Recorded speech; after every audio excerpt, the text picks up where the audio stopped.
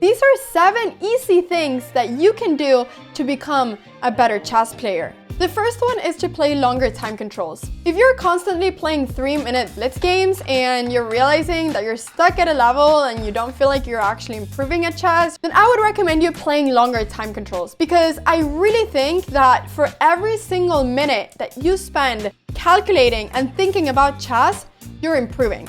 But you don't have the time to do it if you're only playing 3-minute games. Your brain is just not thinking and working in the same way as it would in a longer game. So I'd recommend you playing 10 or 15-minute games instead of such short games. Now the second one is to review all of your chess games. In a perfect world, you're sitting playing 10-15-minute games, and then when you're done, no matter if you won or lost, you're reviewing the game. Actually, the way that I think it's the best way to review the game is by first looking through the game yourself and say, okay, what do I personally think I did wrong? And try to think about that yourself, and then try to match those thoughts with what the engine is saying is the correct move. The third one is to play a lot of puzzles. I actually think that this is such a great way of improving because it's so fun. You can sit, okay, maybe not at work. All right, I'm not gonna recommend you guys to sit at work doing puzzles, but you can be on the train, you can be on the plane, you can be on the bus, and you can spend time by simply doing a few chess puzzles. And you know, it goes so quickly, and doing that at the same time as you're listening to music is so fun, and it gives you a little bit of a sense of reward as well. I always say this, if you're rated under 1000, that is what you should be working on the absolute most. Do puzzles, and then even more puzzles. Become the best puzzle person you can be. And then after that, go ahead and do other things. But puzzles, super important. The next thing is to stay patient. When you're trying to improve at chess, it can be really hard because, let's be honest guys, chess is a hard game. But just give it some time and just stay positive, because all of us can get out of that barrier that we think that we cannot cross. If you've been stuck at 700 for a very long time and you feel like you're never going to become a 1000 rated player, yes you are. Just give it a little bit of time and just stay patient. The next one is to watch other people's games, specifically people that are a lot higher rated than you. I always think that watching grandmaster games and understanding them, which is the key word here, is one of the best things you can do to improve, and it's also really inspiring. Look at the games and try to figure out yourself how it is that they're winning. What things are they doing with the pieces? What ideas are they coming up with that are making them win the game?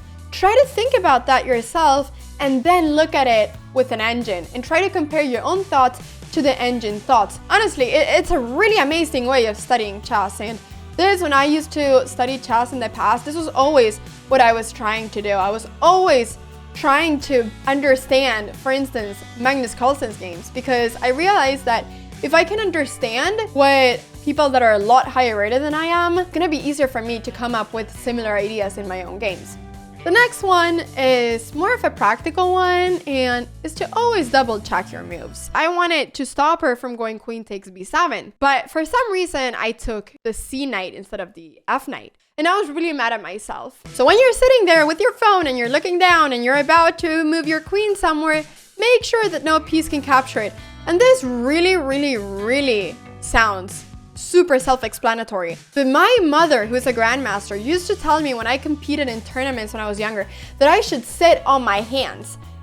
Because a lot of times I get so impatient and impulsive that I just make a move that at the moment I thought looked good. And it was really annoying, because a lot of times that move would make me lose the game. And even if I had played a fantastic game before that, I would make this one huge blunder that would make me lose the game.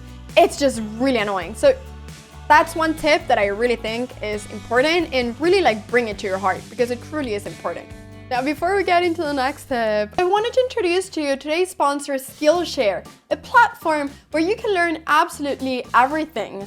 I have in my life been terrible at meal prepping and at making meals for myself. I watched the class How to Cook Productively, a Meal Planning System for Beginners, because yes guys, I am a beginner, by Ali Abdul. That for me was a life changer. I realized that it's actually easier to meal prep than what I've thought it is in the past. I really think that this is going to make me be able to eat a lot healthier and better so that I can be energized. So I recommend you all to check out Skillshare. If there's anything in mind that you would like to learn, the first 1,000 people to use this link will get a 1-month free trial over at Skillshare. So definitely check it out and sign up before everyone else does. All right, let's get into the next tip.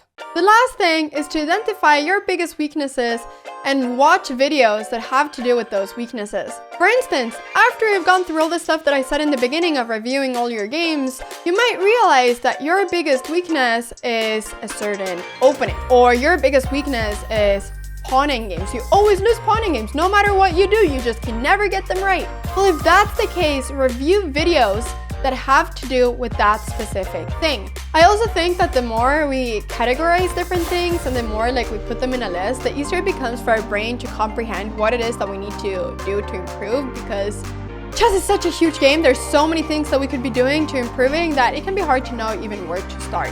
I hope guys that these 7 tips are helpful for you. Obviously, becoming really good at openings, middle games, end games, and all the stuff that you constantly hear is obviously going to make you a better chess player. But it's also something that requires a lot of time. And I just wanted to give you some tips that aren't as time consuming that will still make you improve. So like and subscribe if you enjoyed the video, and I'll see you all in the next one.